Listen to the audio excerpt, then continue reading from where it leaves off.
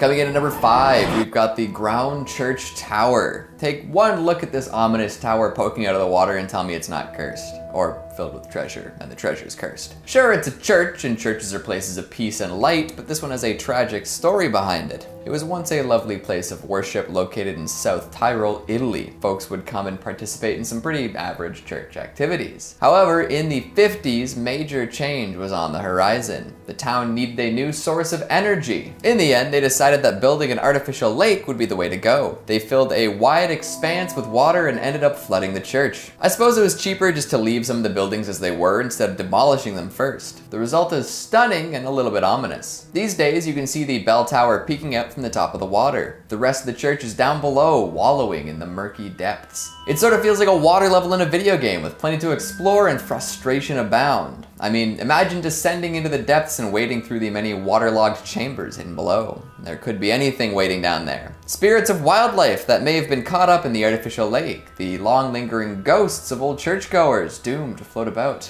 It's fascinating and fear-inducing. Coming in at number 4, we've got the Sorrento Abandoned Mill, another Italian cursed building. If you ever visit Naples, you can take a day and head off the beaten path. A canyon nearby is known as the Valley of the Mills and houses all sorts of awesome structures. Ages and ages ago, a flour mill was built. For years it operated, providing flour to the surrounding regions. In fact, it apparently managed to do so for hundreds of years. And if you're at all familiar with the operation of mills before standard safety practices were introduced, you know they were death traps. So for hundreds of years, folks toiled away, grinding out flour and occasionally some workers. Uh-oh.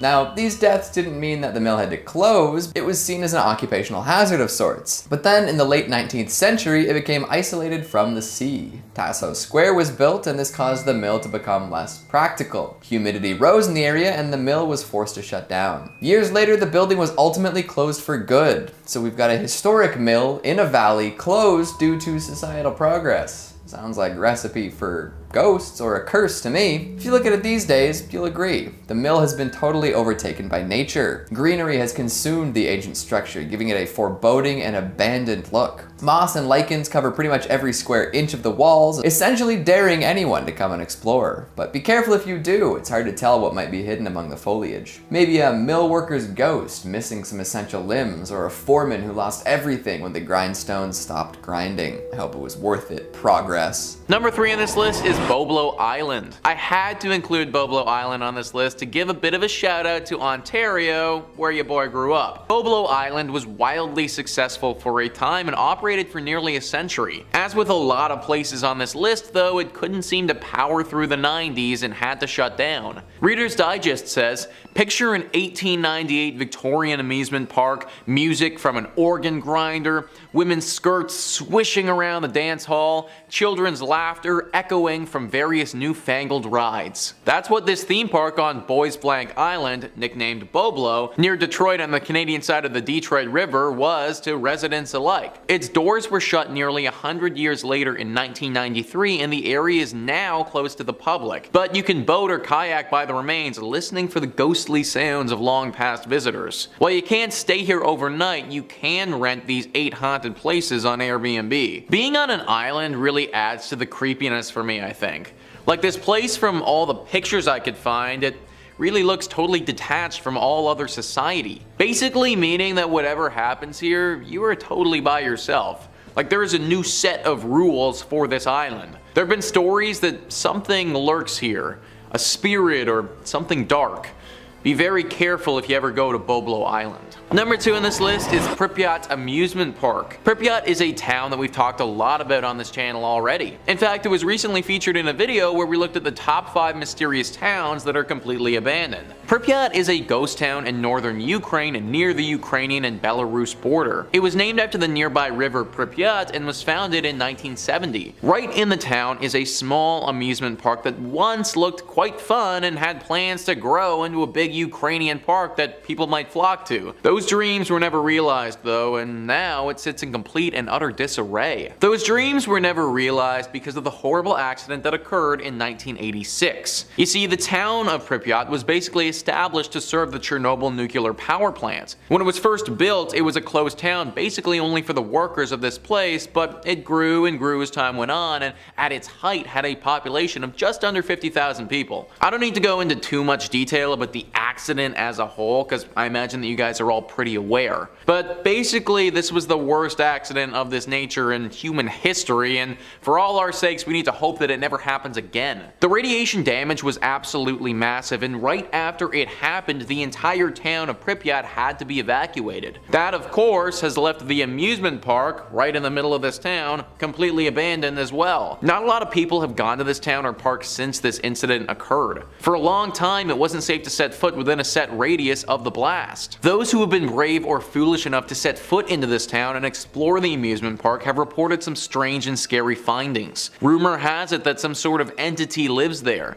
Something dark and evil calling this abandoned place home. A nasty and sinister entity that doesn't like to be disturbed. There have been talks of this being some type of shadow creature or potentially a beast like a werewolf of sorts. Either way, the people who visit this place feel an overwhelming sense of dread when they're there. They also feel as if they're unwelcome, like they entered somebody's home who doesn't want them there. There are multiple reasons why this amusement park is abandoned, so I'd stay away if I was you. And finally, number 1 on this list is Six Flags. Now, I don't mean Six Flags as a chain or anything like that. There's 23 different Six Flags in the United States, and not all of them are haunted. One in particular, though, is currently out of commission, abandoned, and definitely a spot you shouldn't go to. All the Rooms writes, this Six Flags fell out of business following serious damage from Hurricane Katrina in 2005. The park opened in 2000 and was only operating for a few years before suffering significantly during the hurricane, which displaced 20,000 people and killed nearly 2,000 people. The park closed after Hurricane Katrina, and there wasn't enough funding for repairs, so it fell into further decay over the last few years. To this day, there's still an eerie sign at the entrance to the park that says closed for the storm. It's an apocalyptic site which has been taken advantage of by Hollywood and used for films such as Jurassic World and Dawn of Planet of the Apes. These filmmakers are way braver than I would be, because I would not want to be setting foot on those grounds. The people who have been here all seem to think that something paranormal is going on. Phantom noises echoing throughout the park and other random bodiless sounds are heard all the time. Similarly to a lot of the other things on this list, there is a massive overhanging feeling of dread. The air is thick with it, and you can almost taste the discomfort. No one has reported being attacked here, but it seems like that's only a matter of time if people keep going. The mayor of New Orleans is currently looking at demolishing this park, which, in my opinion, probably for the best. Located at the end of the Mani Peninsula in Greece, you'll find a small landmass called Cape Matapan. The caves in this area open at sea level into a cliff face beneath the headland, the exact point marked by the ruins of a Spartan temple above. The inhabitants built several temples at the site, with the most notable being in dedication to Poseidon and Apollo, for which Strabo in the 1st century AD and Pausanias in the 2nd century AD describe a cult temple that worshipped Poseidon and fronted a cave-like temple on the headland. The cave was believed to be the gateway to Hades, the realm of the dead named for the patron god of the underworld, in which the departed souls were transported across the rivers Styx and or Acheron by Charon the ferryman to be judged on whether they would reside in Elysium or Tartarus. This was one of the several entrances that the ancient Greeks ascribed to Hades, the kingdom of the shades. Others were to be found at the Necromantian of Ephyra, as well as at Alipotripa, another smaller cave network on the Mani. Here, according to the stories, is the place where Orpheus entered the underworld in search of his lost love Eurydice. When the hero Hercules passed down into the underworld, it was again through the Cape Matapan caves. These are not the only legend ascribed to the remote peninsula, however. The Spartans viewed this as a highly significant place of worship, and they built several temples to their gods along the rocky headland. Most prominent amongst the surviving ruins are the remains of a temple dedicated to the sea god Poseidon, located on a hill directly above the cave to Hades. Another story related by Pausanias linked to the picturesque cape relates to the poet Arion, who escaped from pirates to be carried ashore by a pod of dolphins. A bronze statue of the poet riding a dolphin stands on the crest of the cape, not far from the ruins of a temple raised in honor of the sea god Poseidon. The caves at Matapan can still be entered by visitors, although a boat is required to pass through the watery mouth of this particular hellgate. In at number 4 we have Acton Tunichil Muknal Cave in Belize. Uncovered in 1980, the Acton Tunichil Muknal is a mine archaeological site that includes skeletons, ceramics, and stoneware. Acton Tunichil Muknal Cave, otherwise known as the Cave of the Stone Sepulchre, was first entered by the Mayans in AD 300 to 600. It was not until the late AD 700 to 900 that the Mayans went deeper into the cave to perform their ceremonies. The cave is a maze of chambers along with a cathedral-like area for ceremonial sacrifices. In the cave, archaeologists found numerous skeletons, but what makes it even creepier is the fact that most of the skeletons belong to sacrificed people. Many of the remains and artifacts are completely calcified in the cave.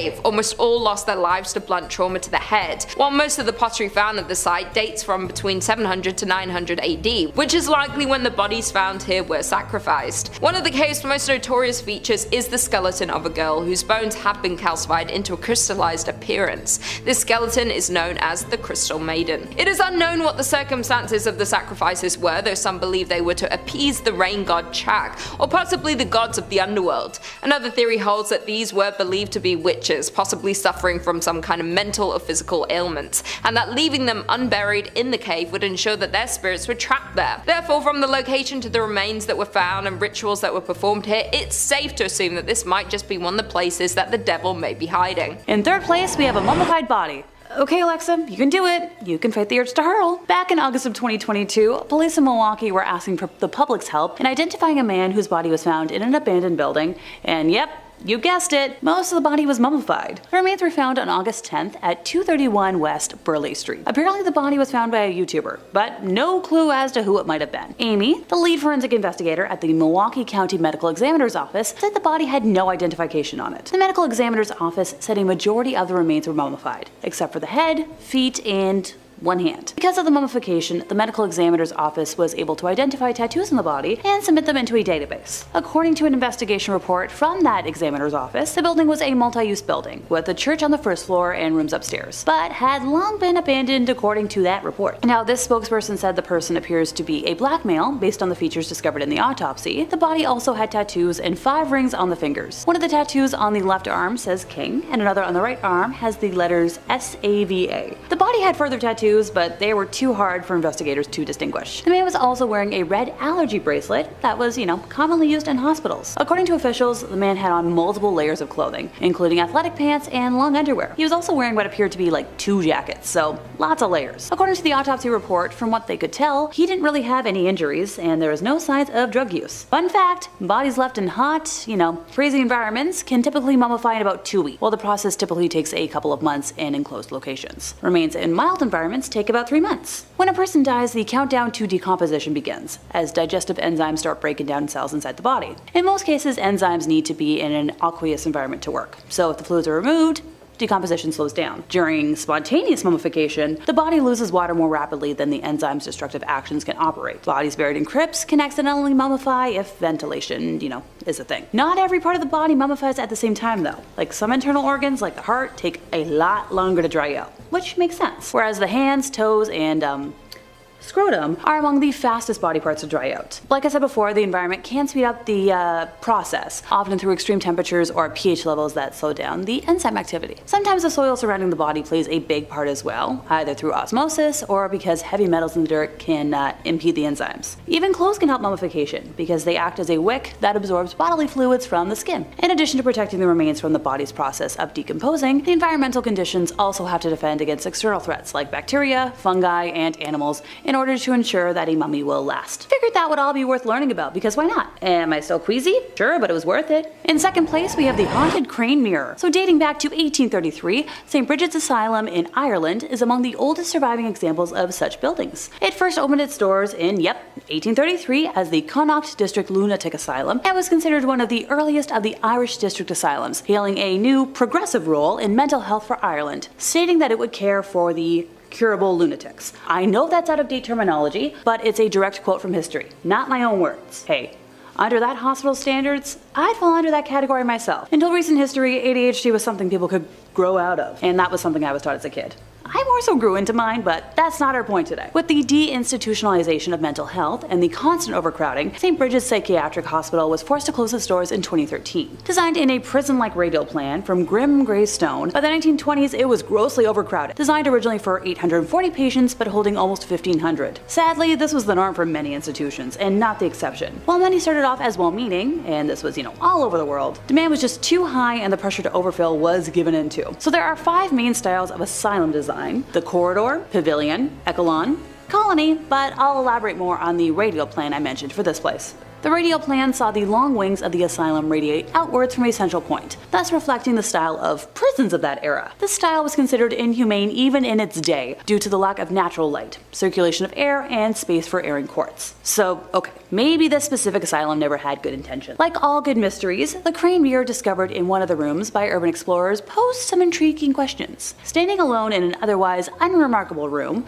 with its strange seashell motif and intricate dancing carved wooden cranes, it stood around 12 feet tall and suggested something perhaps more at home in a ballet school. But in the 19th century, and within an asylum, that explanation seemed most unlikely. Larger than any door or window in that room, I kinda wonder how they even managed to get it in there. But also, why go to such trouble? Was it some sort of strange passion project installed at the request of a former medical superintendent? Could there really have been ballet classes in an asylum, or was it part of some strange type of therapy? Perhaps it covered up like a doorway or something else hidden behind it, and if so, what? No satisfactory answer has yet been found. Explorers have mentioned that that specific room felt ice cold when they were in it, almost as if some sort of spirit had attached themselves to the area, which sounds accurate to me. While they couldn't find a death rate for the asylum, just assume it was high, and at least some poor soul passed there when they shouldn't have. I feel like I'm forgetting something.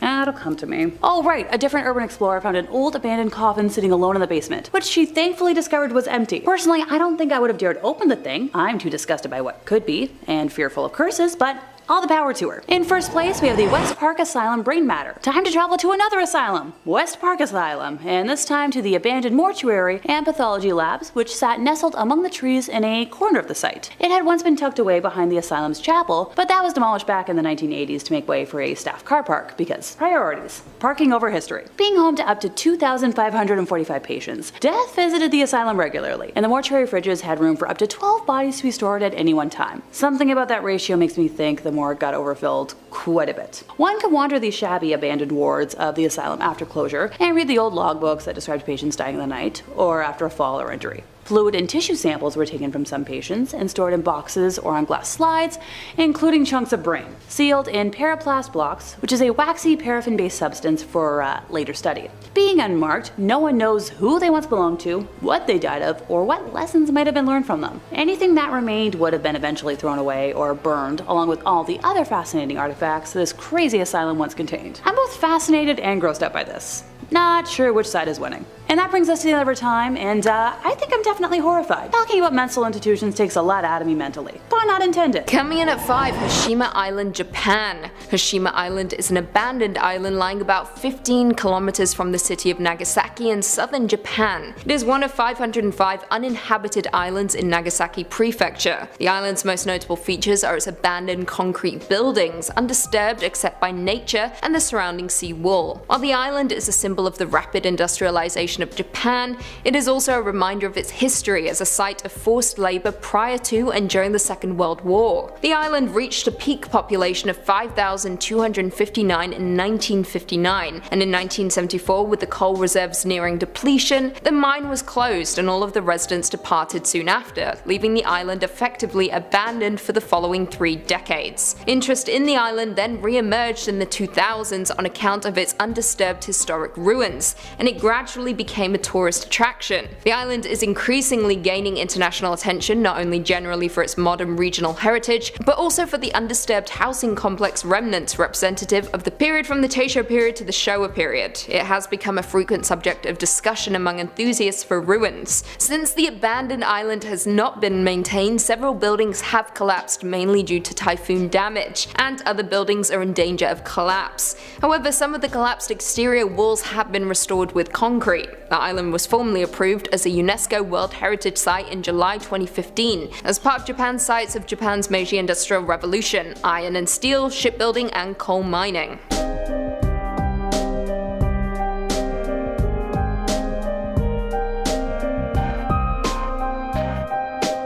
In for Eastern State Penitentiary, Pennsylvania. The Eastern State Penitentiary, also known as ESP, is a former prison in Philadelphia that was operational from 1829 until 1971. The penitentiary refined the revolutionary system of separate incarceration first pioneered at the Walnut Street Jail, which emphasized principles of reform rather than punishment. Notorious criminals such as Al Capone and bank robber Willie Sutton were also held inside its innovative wagon wheel design. Originally, inmates were housed in cells that could only be accessed by entering through a small exercise yard attached to the back of the prison. Only a small portal, just large enough to pass meals, opened onto the cell blocks. The design in turn proved impractical, and in the middle of construction, cells were constructed that allowed prisoners to enter and leave the cell blocks through metal doors that were covered by a heavy wood door to filter out noise. Some believe that the doors were small so prisoners would have a harder time getting out, minimizing an attack on a security guard. Others have explained the small doors forced the prisoners to bow while entering their cells.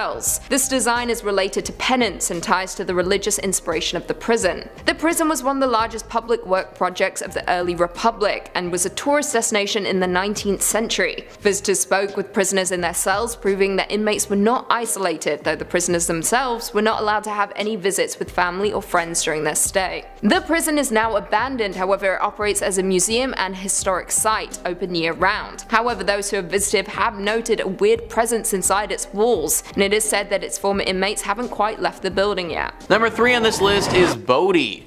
Bodie is a small ghost town located in California. This town was once a booming little community back in the late 1800s. Eventually it busted though, and by the 1940s the last few residents had to clear out because no one was coming anymore. It was a town for gold-crazed prospectors and sounds like something right out of a western classic. The town was known not only for its gold but also its drunken shootouts, brothels, gangsters, and drugs. It feels like the type of place that you would go to in Red Dead Redemption or something like that. It was actually known to many around the area as the Sea of Sin because of all of this. Eventually it just ran out of money though, and slowly everyone had to leave. It's one of the most well-preserved ghost towns in the world though, and gives visitors a very clear picture of the darker side to the west back in the day. If you ever had dreams of being a western cowboy gangster, then this is definitely the town for you. Number 2 on this list is Pripyat. Pripyat is located in Ukraine and definitely checks all of the creepy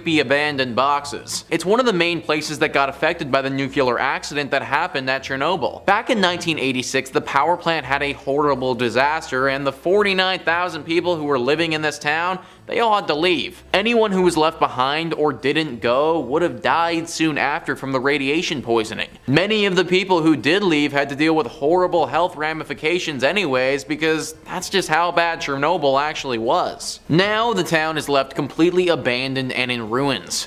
Nature is slowly taking control of what we've left behind. There was a small amusement park that once stood here, and it's now a picturesque scene from a post-apocalyptic movie. Everything about this town screams creepy. Not to mention the fact that people have talked about potential mutant creatures living here. That hasn't been confirmed, but it's definitely heavily rumored by the locals. We still aren't allowed to go here for long periods of time because of the radiation poisoning, and it may actually take centuries before it can be settled in again. And finally, number 1 on this list is Oradour-sur-Glane. This once bustling French town is just a mass of rubble now after being completely decimated during World War II. The History Network says, on the afternoon of June 10, 1944, the village of Oradour-sur-Glane was the scene of one of the worst massacres of French civilians during World War II. In what is believed to have been an act of revenge for the town's supposed support of the French resistance, a German Waffen-SS detachment rounded up and murdered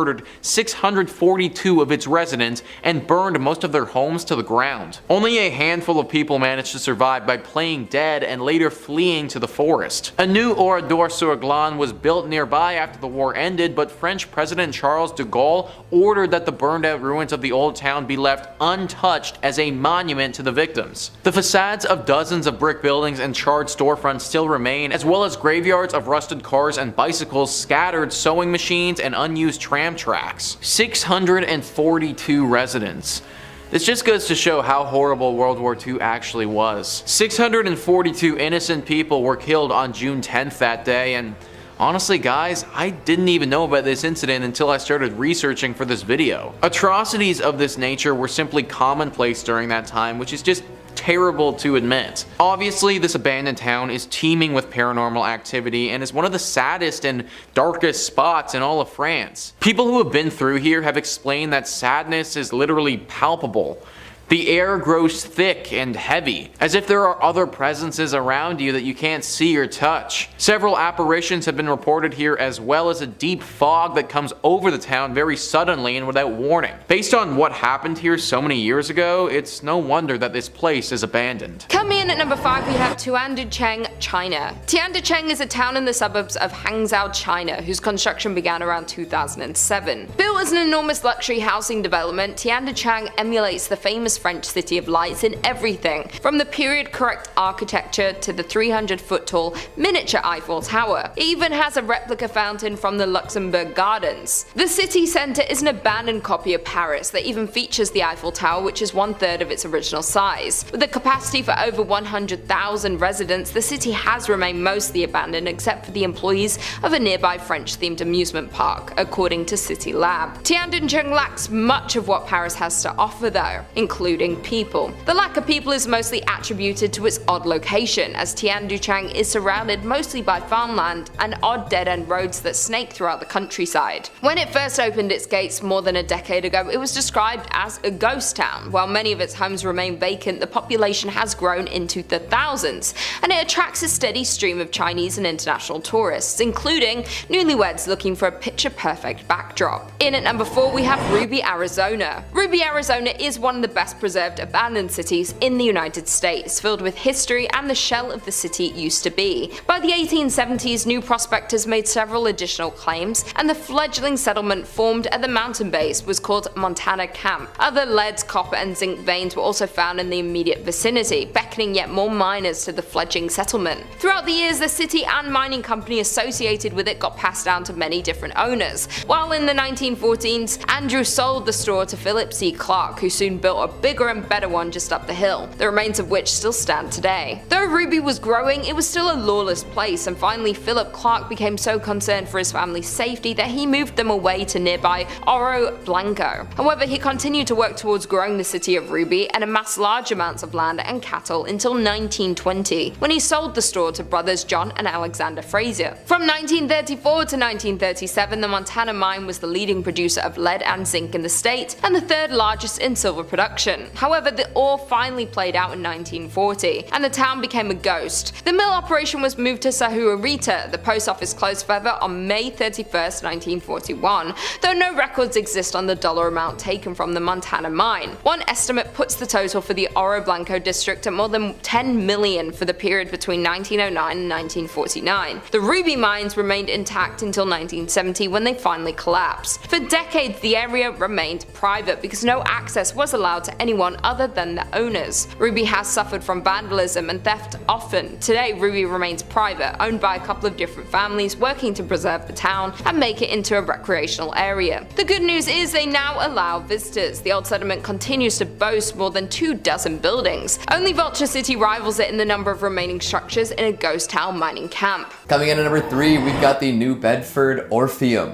Abandoned theaters are cursed as a rule. Like, name one abandoned theater that doesn't have a ghost or urban legend attached. Oh wait. They're magnets for drama, it's in their nature. And this Massachusetts-based art house has a flair for the dramatic like no other. Get this, it opened on the same day that the Titanic went down. Talk about a hot start. It operated for a few decades, showing movies and hosting cultural events. The Orpheum was a staple of local culture at the time. However, in 1958, it closed its doors. Not for good, mind you. It would still open on occasion for extra special events, and was even used by a tobacco company as storage for a little while. But these days, the Orpheum is still and silent.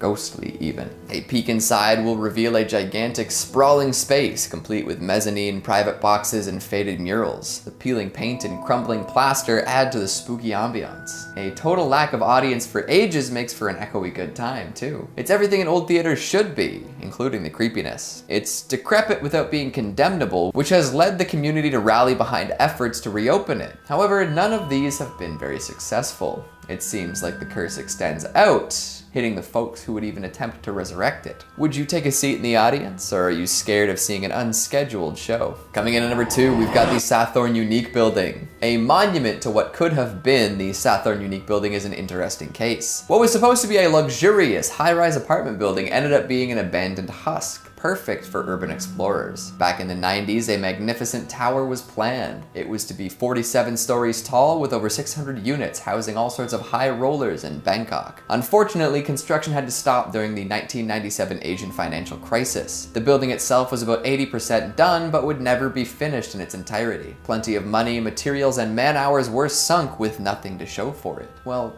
almost nothing. These days, the Sathorn Unique is known as the Ghost Tower. Thrill seekers and graffiti artists love the sprawling building and have pretty much made it their own. The inside is totally filled with spray-painted murals and other forms of street art. Sure, it's dangerous to go running around in abandoned buildings, but try telling that to any of the folks who do it. Aside from the generally unsavory reputation of street art and urban exploring, why is it known as the Ghost Tower? Well, some locals believe the building was built on the site of an ancient graveyard. This unfortunate placement led to construction delays, accidents, and the eventual abandonment. This story is enough to keep anyone but the bravest out of the Ghost Tower. Another theory is that the building cast shadows on the nearby Wat Yad Nawa, an old Buddhist temple. This, while not being worthy of an outright curse, was considered to be unfavorable. Success is hard to achieve while preventing sunlight from reaching Buddhist temples. Recently, the building has achieved some sort of online fame, with many viral videos featuring folks free-running throughout the tower. This resulted in criminal charges being filed against the trespassing videographers. Is that the result of bad luck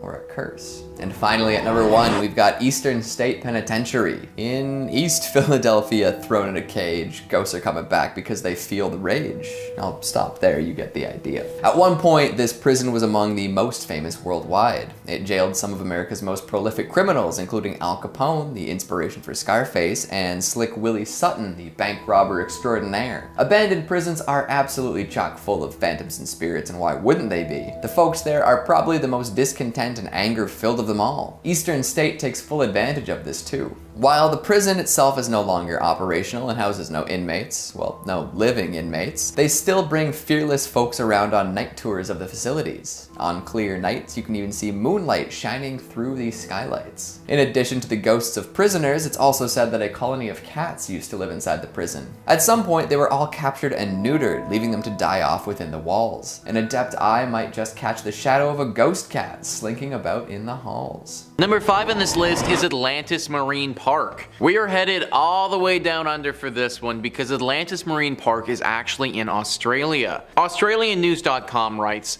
Atlantis Marine Park was initially a huge success with families from WA and beyond flocking to the park to watch the live dolphin shows, swim in the pools, ride pedal boats, and have their obligatory photo with King Neptune, a huge statue at the entrance to the park. However, in 1990, just 9 years after opening, Atlantis shut its doors. Western Australia's boom never eventuated, and the 1987 stock market crash put a halt to prosperity. Atlantis closed due to financial difficulty and was left abandoned. It has since been damaged by vandals and has become overgrown and derelict. Old statues can still be found scattered throughout the grounds, as well as broken walls and concrete pools. For years, it was no man's land, popular with dog walkers. However, just last month, the iconic King Neptune was restored to his former glory after a petition by locals who started an online campaign for something to be done with the ruins. Well, I'm glad to see that Neptune is looking fresh again, but I don't know how long he'll stay that way. Apparently, this place, when the sun goes down, is home to some evil creatures. Four-legged mutant things with glowing red eyes that hiss and are nothing that we know of from this world. Now, this could be a bunch of baloney, but that's what some people have reported seeing when they've explored this place at night. Probably safe to go during the daytime, just make sure you set an alarm for 6 p.m. to get out of there if you do go. Number 4 on this list is Crinkly Bottom Theme Park. This one, to my understanding, has been demolished, but it still deserves a spot on this list because of how creepy it was when it was around. Mr. Mr. Blobby was a TV caricature in the early 1990s. He was featured on one of Britain's most successful late-night Saturday television shows and was this big pink blob creature with a bow tie on. This was a comedy television show and this blob thing didn't lack any of that. He would often engage in annoying antics with celebrity guests and become a bit of a British television phenomenon. Well, Mr. Blobby was successful enough that he of course needed toys, merchandise, and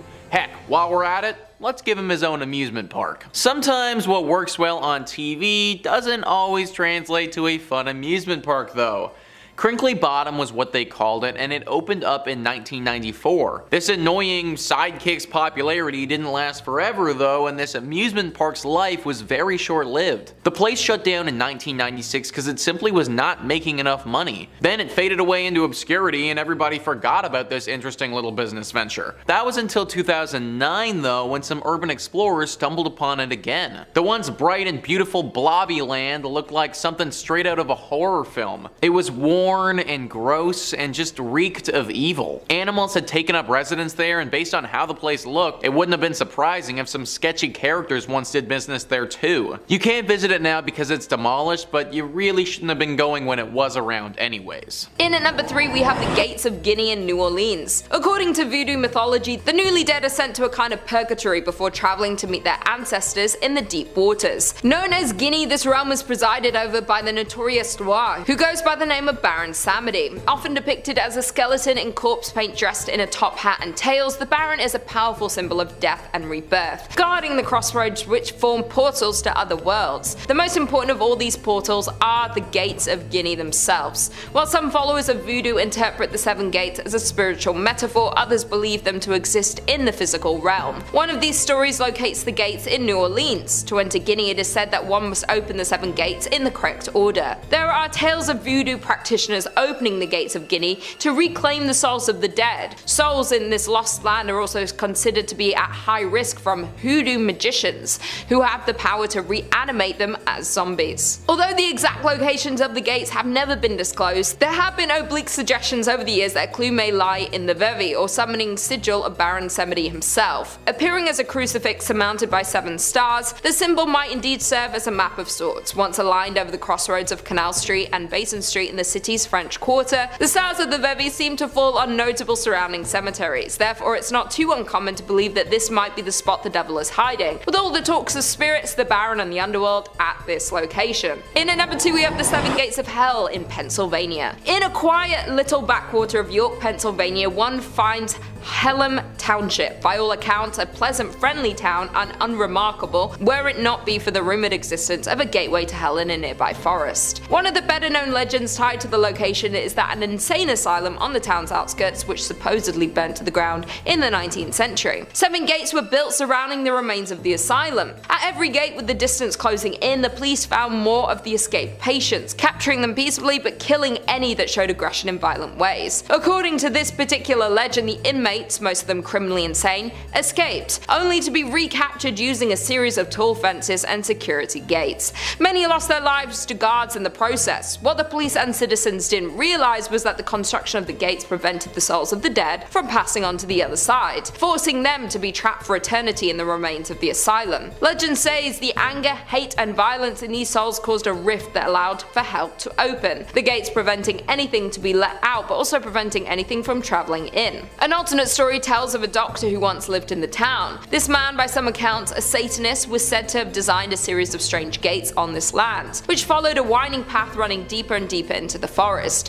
where stories agree is that those who pass through the gates in order will find themselves transported straight to the underworld. Only the first gate is visible by daylight, situated in woodland just off Hellam's Trout Run Road. Regardless of what the origin of the gates are, if you were to take a trip to the gates, you'll only find one. The rest of the gates can only be seen during the night. They exist in a realm between light and dark and can only be accessed at that time. If you were to find and pass through all 7 gates, you'll find yourself in hell, unable to escape and trapped for all of eternity. Those who have tried to look for the gates report seeing shadow figures wandering through the forest, the smell of something burning, and screams in the distance. Worst of all, some say they know of a few who have found at least 5 gates, but went off looking for the 6th, they never returned. And finally, in at number 1 we have Pluto's Gate in Turkey. Known as Pluto's Gate or Plutonian in Greek, the archaeological site in southwestern Turkey was discovered in 2013 after following the route of a thermal spring. The site matches closely the description of the temple to the underworld that disappeared in the 6th century. The most notable feature of this gate is that deadly vapor still is blown out of the gate. Additionally, this location was once used in ancient rituals to the gods of the underworld, and still claims the lives of unfortunate birds who get too close. An archaeological dig revealed the remains of an ancient temple situated on a thermal spring, long believed to have been a gateway to hell. This well-documented temple of Pluto disappeared from record sometime around the 6th century. Amongst the distinguishing features of this particular gate are the toxic fumes that waft out from the tunnels beneath. In times of antiquity, these were often inhaled by the priests of Pluto, promptly sending them into hallucinogenic trance states. Writing at some time around the year 0 AD, the Greek philosopher Strabo claimed that any animal that passes inside meets instant death. Even now, the poisonous vapors claim the lives of birds that fly or nest too close to the ruins. Only the eunuchs of Cybele, an ancient fertility goddess, were able to enter the Hellgate without any apparent damage, the report said. With the mysterious deadly vapor and ancient rituals, the gods being transformed at this location, it's not hard to believe that the devil may just be lurking deep within the temple. In 5th place, we have the Krampnitz Eagle. Alrighty, time for the usual disclaimers because the tube that is you does not like people chatting about all things World War II, so this girlie has to be kinda goofy to get around that and get my point across. We're gonna chat about the bad guys, whose name starts with an N, but I'll be referring to them as Yahtzees. If you have an issue with that, take it up somewhere else. I've just gotta follow the interweb rules. Krampnitz in Germany was used as a cavalry training center during the First World War, and then as a motorized vehicle barracks by the bad German guys during the Second World War, housing motorbikes, tanks, and armored vehicles. When the Russians took Berlin, the Germans fled, handing themselves over to the British and US forces rather than be captured by the Red Army, who soon claimed Krampnitz as their own. Yahtzee imagery, especially with the big bad symbol, whose name starts with an S, was banned in Germany after the war, and rightfully so. I know it wasn't originally a big bad symbol, I'm quite informed on the history of it and the name and different pronunciations, but trust me, that's just the easiest way to get my point across. I think I'm doing enough dancing around words right now. I don't want to make anyone's head spin, least of all my own. Examples in public places were destroyed, and it is still illegal to display them outside of authorized exhibitions. However, at Krampnitz, this original and painstakingly crafted mosaic inlaid with gold leaf remained for decades. Some speculated the Russians may have kept it as a trophy of sorts, explaining its remarkable survival. But it remained there even after the Russians finally abandoned the site in 1992. The Krampnitz eagle appears to have been the very last genuine example of its kind. It was a haunting reminder of the reality of humanity's darkest days. It was eventually destroyed in the mid-2010s, and while I don't believe that Yahtzee stuff should be paraded about, it is kind of a shame that such intricate art has been lost to time. In 4th place, we have pickled creatures. Reminds me of right after high school, when I was helping to clean out my grandma's basement and found jars of pickled unknowns that had been pickled like before I was born. I was very grateful that none of the jars were open or broken, because who knows what they had turned into by that point. Hoarding is genetic, and I am determined to break the chain of women from that side of my family tree drowning in belongings. Alrighty, back on track for now, I promise. Blame my ADHD. Anderlecht Veterinary College in Brussels was built in 1912 in a pretty Belgian neo-Renaissance style, but left abandoned in 1991 when the whole campus moved location to the eastern Belgian town of Liège. Gosh, neo-Renaissance architecture is so stunning, don't you think? Feel free to let me know in the comments what your favorite architecture style is. It could be a fun debate. The various buildings, which once contained pens for cattle and cages for primates and other mammals, were gradually converted, but one remained empty long after the others. Upstairs was a grand lecture hall complete with rows of plush, red, theater-like chairs, while beautiful marble staircases and brass banisters adorned the other floors. The kind of place, you just want to marvel at and curl up in, just to imagine lives that came before yours. Down in the basement, however, lurking in a dark and long disused room, were hundreds of macabre specimens of animals preserved in glass jars. I'm talking baby pigs, cows, and even parts of dogs, cats, and horses were among them. I'm glad my research elaborated on part of, because for a moment I was trying to picture a container large enough to hold a horse, and it was kinda terrifying. Jawbones, internal organs, and some whole animals all waited to greet any unsuspecting explorer, with their glassy, faded eyes staring out through the yellowish tint of formaldehyde. Good old formaldehyde. Some were smashed and laid rotting on tables and floors, making for a truly bizarre and disturbing sight, especially down there in the darkness, and only lit by torchlight. Also, imagine the smell. Okay, moving on before I gag from my overactive imagination taking over. In at number 3, Aniva Rock Lighthouse, Russia. The Aniva Lighthouse was built by the Japanese in 1939 on a chunk of rock off the southern coast of Sakhalin just east of Russia. The island was largely uninhabited until the 1800s when both Japan and Russia became interested in annexing it. A ring of lighthouses were built on Sakhalin's rocky coast to signal incoming troop carriers and merchant ships. After around 50 years of sharing the island, the Russians annexed it all in the Second World War, causing 500,000 Japanese to be evacuated back to Hokkaido. In 1951, the Treaty of San Francisco was signed, officially handing tenure over to the Russians. Now the Aniva Lighthouse is abandoned, including its 7 stories of diesel engines, accumulator rooms, keepers' living spaces, radio facilities, storerooms, large clockwork pendulum, and 300 kg pool of mercury. The place now looks like the perfect location for a horror movie, with the building completely deteriorating upon the rock due to the force of the water and wind. However, if you want to visit, you can. Regular tours are organized from Sakhalin's main city. During the 6-day journey, tourists can not only visit the lighthouse but also enjoy the views of the city. Coming in at number 2, Willard Asylum, New York. The Willard Asylum for the Chronic Insane is a former state hospital in Willard, New York near Seneca Lake. The asylum was originally meant to rescue mentally ill people from county facilities where they were typically kept, often chained up or in cages. At Willard, the idea was that patients could be treated and hopefully rejoin society. In reality, Willard was more of a prison than it was a hospital, with patients being kept until the administrators decided they could leave. However, many never did. Worse still, not everyone who found themselves in the asylum were actually insane. Now, as of today, Willard is abandoned, but much of it still remains. The bowling alley built inside its walls during the later years is still standing, with several decaying pins remaining at the end of the lanes. The morgue is also still intact, with the autopsy tables in place next to the drawers where the bodies were stored. Now, in those days when a person died, it was shameful to have one's family name on the grave of a mental hospital. As such, out of respect, none of the graves were marked. Today, efforts are underway to find out who is buried in the graves and replace numbers with names. In the attic is where things have been unearthed though. In 1995, the same year the asylum closed, hundreds of suitcases were discovered in the attic. They had been left behind by the patients who never left the asylum. More than half of the 50,000 patients that came to Willard died within its walls, making this building one of the scariest in history.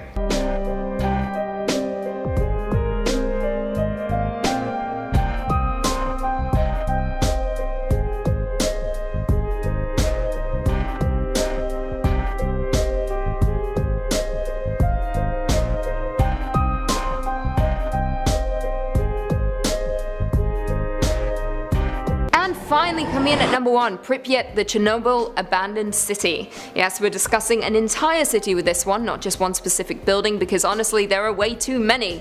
Pripyat is a ghost city in northern Ukraine, near the Ukraine-Belarus border. The city was founded on February 4th, 1970 as the 9th nuclear city in the Soviet Union to serve the nearby Chernobyl nuclear power plant. It was officially proclaimed a city in 1979 and had grown to a population of 49,360 by the time it was evacuated on the afternoon of April 27, 1986, the day after the Chernobyl disaster. The Chernobyl disaster was a nuclear accident that occurred on the 26th of April 1986 at the number 4 nuclear reactor in the Chernobyl nuclear power plant near the city of Pripyat in the north of the Ukrainian SSR. It is to this day considered the worst nuclear disaster in history and is one of only 2 nuclear energy disasters rated at 7, the maximum severity on the International Nuclear Event Scale. The accident began during a safety test on an RBMK-type nuclear reactor, which was commonly used throughout the Soviet Union. During this test, a large amount of energy was suddenly released, vaporizing superheated cooling water and rupturing the reactor core in a highly destructive steam explosion. This was immediately followed by an open-air reactor core fire that released considerable airborne radioactive contamination for about 9 days that precipitated onto parts of the USSR and Western Europe before finally being contained on May 4th, 1986. Due to the radiation left behind, the entire city was evacuated, and all that remains are the abandoned buildings and a haunting Ferris wheel standing motionless in time. It had been scheduled to have its official opening 5 days after the disaster, in time for May Day celebrations. The Azure swimming pool and Avanhard Stadium are 2 other popular tourist attractions. You can only stay there 2 hours, otherwise you die.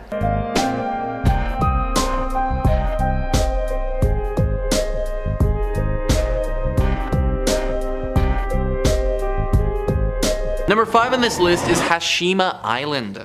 Hashima Island is honestly something straight out of a movie. In fact, it was even used in a movie before. For those James Bond fans out there, this island was where the villain in Skyfall had his evil lair. The History Network writes, Hashima Island is a vacant labyrinth of crumbling concrete, sea walls, and deserted buildings, yet it was once among the most densely populated places on the planet. The small island off the coast of Nagasaki was first settled in 1887 as a coal mining colony. It was later purchased by Mitsubishi, which built some of the world's first multi-story reinforced concrete buildings to house its bursting population. Hashima remained a hive of activity for the next several decades, especially during World War II, when the Japanese forced thousands of Korean laborers and Chinese POWs to toil in its mines. By the 1950s, the 16-acre rock was packed to the gills with more than 5,200 residents. Most workers found the cramped conditions unlivable, and the city was promptly abandoned after the mine closed in 1974. 40 years of neglect have left Hashima a dilapidated ruin of collapsed staircases and condemned apartments. Many of its high-rises are still filled with old televisions and other relics from the mid-20th century,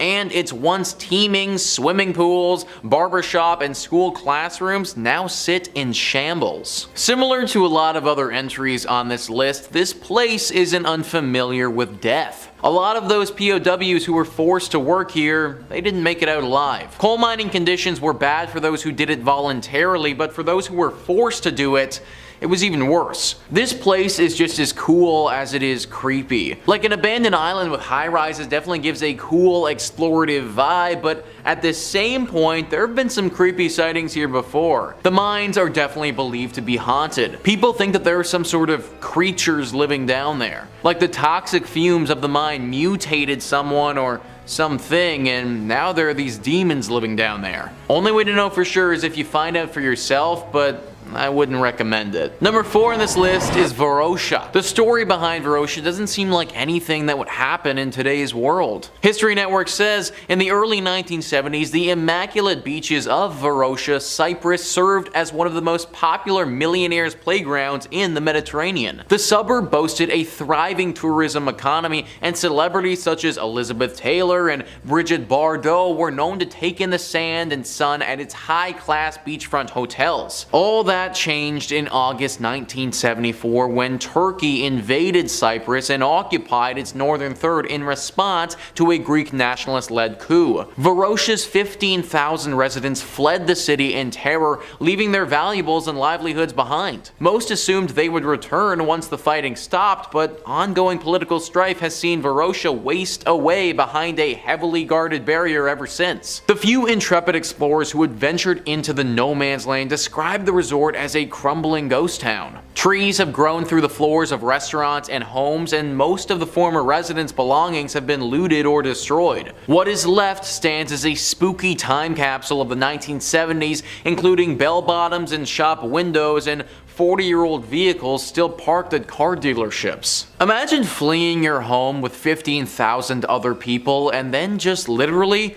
never being able to go back. We currently live in a society where, for the most part, we feel pretty safe and in our routines. But when you hear about something like this, it just puts life in perspective. That's how quick our entire lives can change and be totally uprooted. In a matter of minutes, we've lost our homes, our jobs, our money, and we're now fending for our lives. What's left of this place is just a sad reminder of the lives that all these people were forced to leave behind. In at number 3 we have Wittenoom, Australia. Located 1,400 miles northeast of Perth, Australia lies Wittenoom, a former blue asbestos mining town that has since been named the largest contaminated site in the southern hemisphere. Despite signs warning people to keep away, thousands of tourists visit each year, much to the risk of their own health. Up until the 1930s, the area surrounding Wittenoom was largely unused, until Langley Hancock discovered blue asbestos crocodilite in an area, unknowing at the time, but this is the most dangerous type of asbestos. It was typically used in rope lighting and pipe insulation, as well as in cement sheets and for ceiling tiles. During the 1950s, Wittenoom was the area's largest settlement, with a peak population of an estimated 20,000 coming and going from the town. For over a decade, Wittenoom was the only supplier of blue asbestos in Australia, exporting 150,000 tons. In 1966, the Wittenoom Gorge mine was closed due to unprofitability and increasing concerns over the health of miners. The following year, Australia banned the mining of blue asbestos. Of those who worked and resided in the town, over 2,000 have since died from illnesses caused by asbestos, including lung cancer, asbestosis, and mesothelioma. In 2007, the town was completely delisted, meaning it was completely shut down and then removed from the map. The town has literally been wiped from the map. Local tourist brochures just leave a vague blank area where Wittenoom actually is, and the national park don't feature the town despite covering everywhere else within a 1,000-kilometer radius. Coming in at number 2, we have Ashgabat, Turkmenistan. Close to the border of Iran, Ashgabat, Turkmenistan is a former Soviet Union country run by President Saparmurat Niyazov. Much of the city was destroyed by the 1948 Ashgabat earthquake, where buildings crumbled to the ground, but has since been extensively rebuilt under the rule of the new president. The president planned to create a golden era of Turkmenistan in 1991 with the building of Ashgabat. He did so by building the city with the most marble buildings in the world. Thus, Ashgabat, the Turkmenistan capital, is a city of marble buildings and fountains. It is also an empty city with a population of around 700,000 people. Though the majority of the population doesn't live in the city, they live in the suburbs that are located outside the city limits. The only residents in Ashgabat are made of marble, as is the whole city. The buildings in the city are all made of white marble. The marbled maze of buildings and statues is very much the facade of the museum district, and it is these images that have gone around the world showcasing what can be done with millions of dollars at your disposal. Governments, museums, and theatre buildings, as well as expanses